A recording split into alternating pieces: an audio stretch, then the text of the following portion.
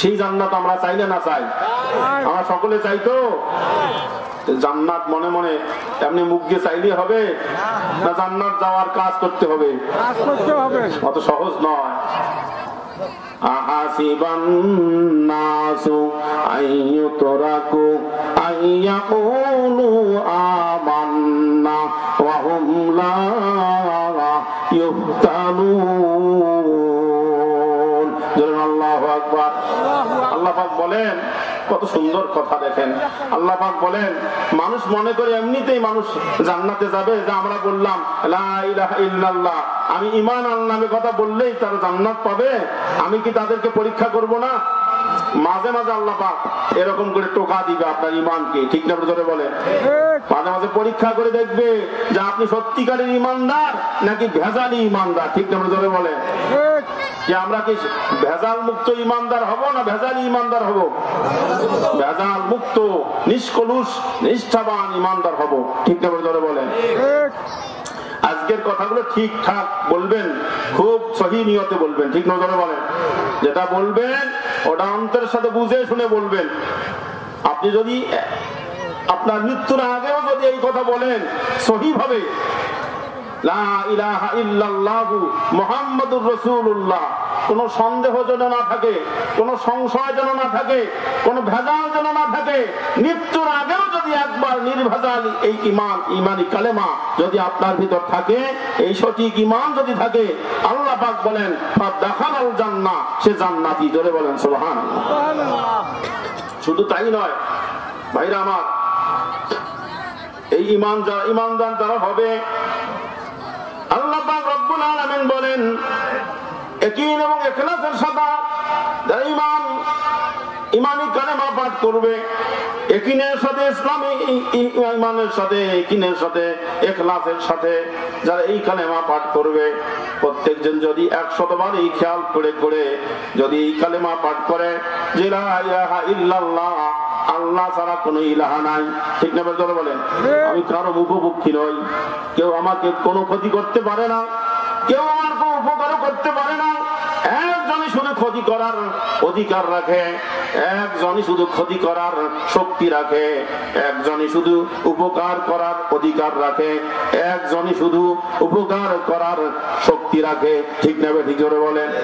এই নির্ভেজাল নিষ্কলুষ একনিষ্ঠ ঈমানদার যদি দৈনিক প্রত্যেক দিন 100 বার সহি শুদ্ধ ভাবে এই কথা খেয়াল করে করে ওই কলেমা যদি পাঠ করে, আল্লাহ পাক রব্বুল আলামিন বলেন 100 বার কলেমা পড়ার কারণে আল্লাহ পাক হাসরের ময়দানে এই মানুষটা যেমন মানুষ হোক না কেন, খামার তোমার জেলে চাষি ভাইরা আমার, যেই কৃষি কাজ করনেওয়ালা কৃষক যদি হয়, শ্রমিক যদি হয়, দিনমজুর যদি হয়, ঠেলাওয়ালা রিক্সাওয়ালা, কালো কুচ্ছিত চেহারার, কিন্তু সঠিক তার ঈমানের দিক দিয়ে যদি সঠিক হয়, আল্লাহ পাক রব্বুল আলামিন বলেন এই কালো কুচ্ছিত চেহারার লোকটাকে আল্লাহ পাক বলেন আমি আল্লাহ পাক তার চেহারাকে আকাশের পূর্ণিমা রাতের চাঁদের চেয়েও, আকাশের বদরুদ্দুজা 12 তারিখের 15 তারিখের চাঁদ যেমন উজ্জ্বল, ওই আকাশের চন্দ্রের চেয়েও আমার বান্দার চেহারাকে উজ্জ্বল বানাবো। জোরে বলেন সুবহানাল্লাহ,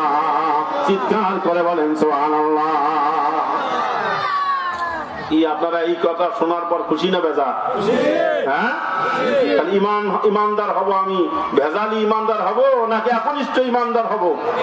আজকে শপথ নিয়ে যাবেন ভাইরা আমার, খুব সাবধান। এটা হলো ফিতনার জামানা, ঠিক না? ধরে বলেন ফিতনার জামানা, বা চতুর্দিক থেকে হায়নার মতো ঈমানকে লুট করার জন্য, ঈমানকে কেড়ে নেওয়ার জন্য শয়তান আমাদেরকে পাকড়াও করবে, ঠিক না? ধরে বলেন যেন আমাকে সাবধান থাকতে হবে, শয়তান যেন আমার পাকে পিছলে দিতে না পারে।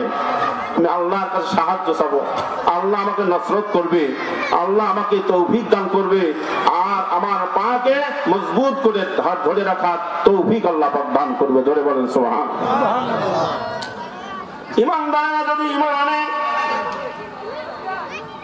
একনিষ্ঠ ভাবে আল্লাহকে রব, সত্যিকারের রব হিসেবে মেনে নেয়, একবার যদি কালেমার রশি গলায় লাগায়, বান্দা আপনি একটা গরু কিনতে যান, বাজারে যাবেন, গরু কিনে নিয়ে আসবেন, দেখবেন গোয়াল ঘরে গরুকে রাখেন, রশি গলায় দিয়ে রাখেন, ছেড়ে দেন, একদিন পর ছেড়ে দেন।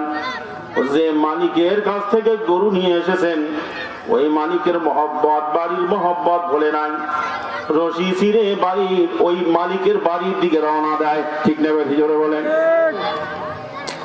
কিন্তু শক্ত করে যদি গলার মধ্যে রশি লাগান, আর যদি একদিন, 2 দিন, 3 দিন যদি শক্ত করে বেঁধে রাখেন, আমরা দেখবেন ওই গরুটা 1 দিন, 2 দিন, 3 দিন থাকার পর, কিছুদিন অতিবাহিত করার পর, হওয়ার পর এবার রশি যদি ছেড়েও দেন, রশি যদি ছেড়েও দেন, খুলেও দেন, এখন আপনার মহব্বত তার তেলের ভিতর ভরবে, আপনার মহব্বত ঢুকবে।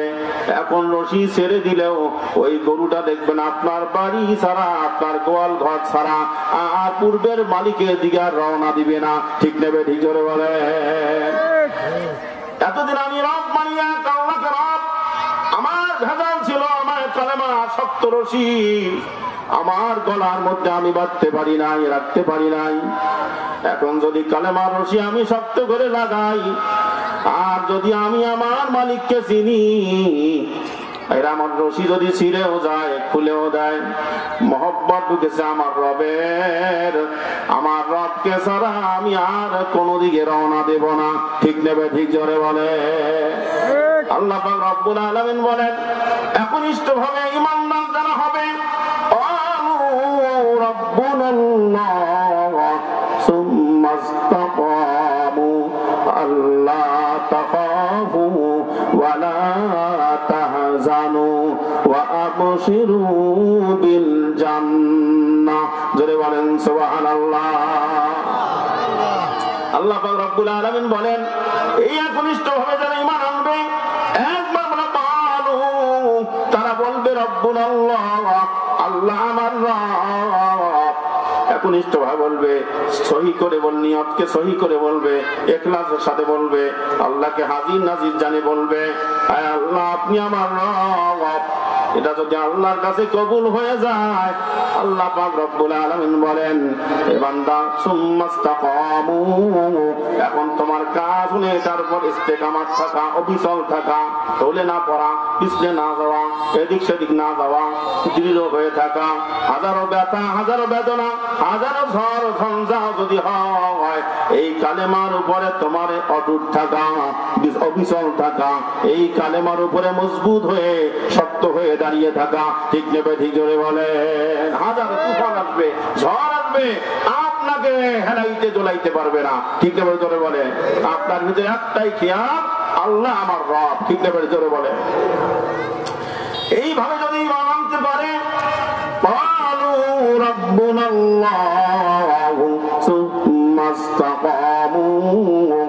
আল্লাহ পাক এখন সুসংবাদ দেয়, সাবধান করে দেওয়ার পর সুসংবাদ দেয়, আল্লাহ পাক এখন নির্ভয় দেখায়, না আল্লাহ তাখাফু ওয়া লা তাহজানু, এখন তোমার কোনো ভয় নাই, তোমার কোনো চিন্তা নাই, ওয়া আবশিরু বিল জান্নাহ। আল্লাহ রাসূলকে জানায় দেন, হাবিব আমার ওই সমস্ত বান্দাকে আপনি জানিয়ে দেন, ওদেরকে আপনি জান্নাতের সুসংবাদ তাদেরকে দিয়ে দেন। জোরে বলেন সুবহানাল্লাহ। এজন্য রাসূল বলেছে, ক্বালা লা ইলাহা ইল্লাল্লাহ ফাদাখালাল জান্নাহ, যে ব্যক্তি একনিষ্ঠ ভাবে বলবে যে আল্লাহ আমার রব, সে জান্নাতি। জোরে বলেন সুবহানাল্লাহ। সে জান্নাতি কেমন? আল্লাহ পাক বলেন, আমি আমার কুদরতি হাতে, নিজে হাতে ধরে আমার বান্দাকে আমি জান্নাতে প্রবেশ করায় দেব। সুবহানাল্লাহ। আল্লাহ নিজে জান্নাতে প্রবেশ করায় দেবে। ভাইরা আমার, তারা আমরা ইমানের উপর অটুট থাকবো কিনা? জোরে বলেন। এই ফিতনার জামানায় ইমানের উপর দৃঢ় থাকা, ভাইরা আমার, ইমানের উপর দৃঢ়। ইমান হলো মানুষের সবচেয়ে সর্বপ্রথম এবং সবচেয়ে বড় সম্পদ। ঠিক না? জোরে বলেন। যার ইমান নাই তার কিচ্ছু নাই, সব শেষ। ঠিক না? জোরে বলেন। যার ইমান নাই তার সবকিছুই হারানো। ইমান হারিয়ে গেল, তা আমার সবকিছু আমি হারাইলাম। ভাইরা আমার, ভালো করে শুনবেন, মনোযোগ দিবেন।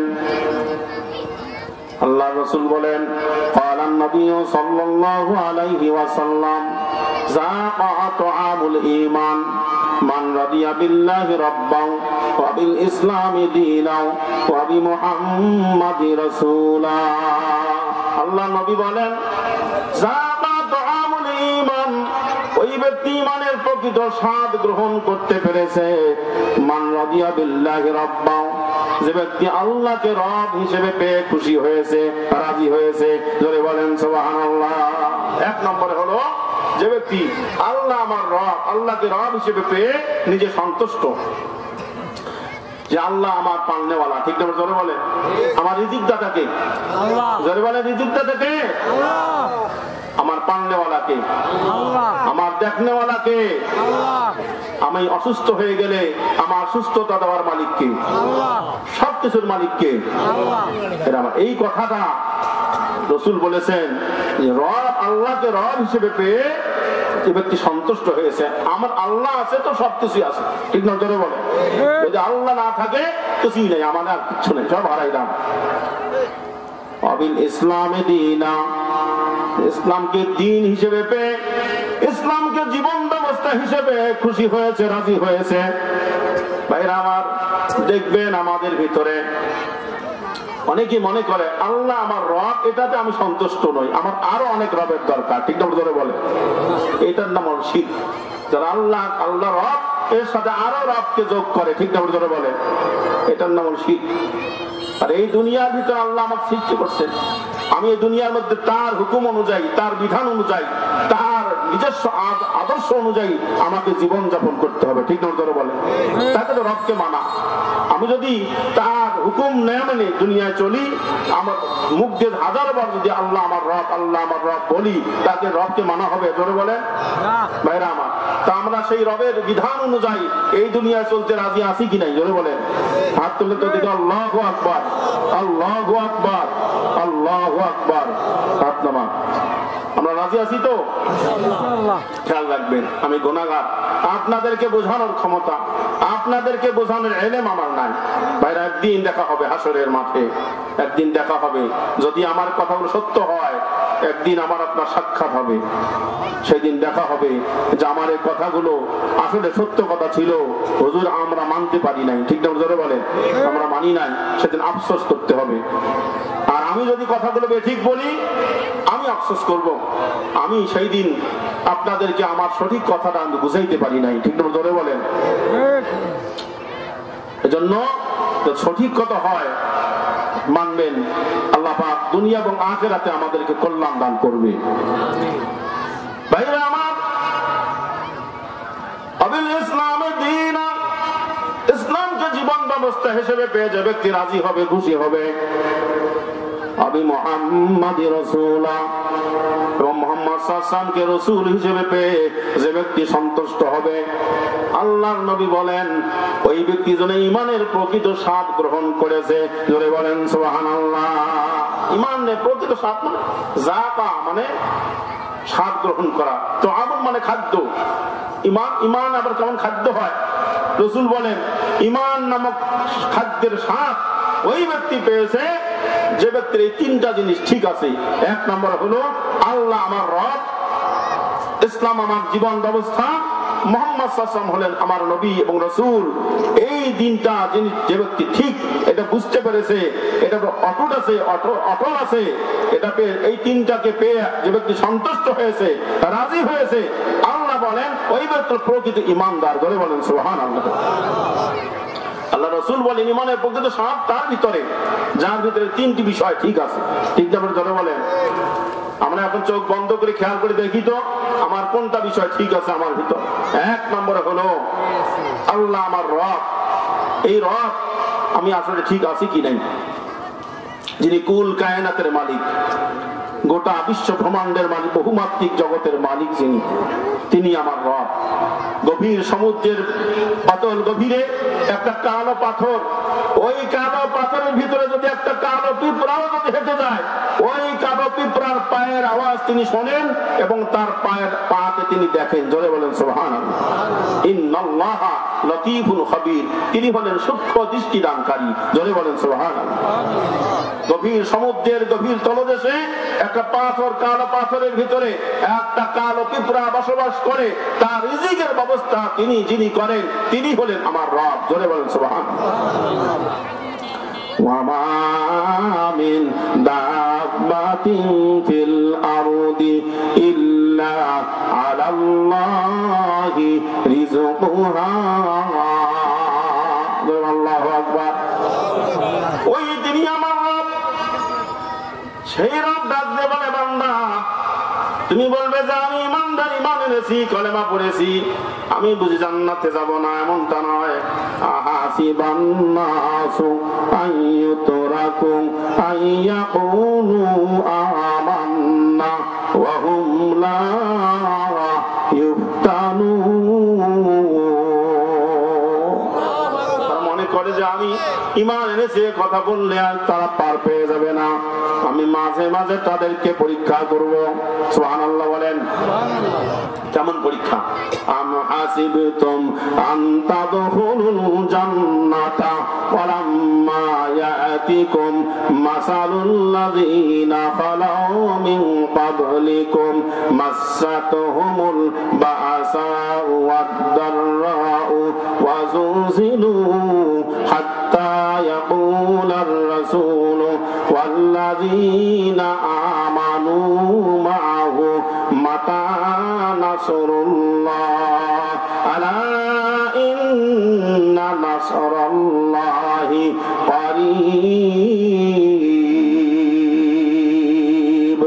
আল্লাহু আকবার। আম হাসিবতুম আন তাদখুলুল জান্নাতা, মানুষকে মনে করে এমনিতে তারা জান্নাতে প্রবেশ করবে, না না, কখনো না। ওয়ালাম্মা, ওয়া মানে এবং লাম্মা মানে যখন, যতক্ষণ, ইয়াতিকুম আসে নাই, মাসালুল লাযিনা খালাউ মিন ক্বাবলিকুম, পূর্ববর্তীদের উপর যেমন এসেছে এখন পর্যন্ত তাদের কাছে আসে নাই।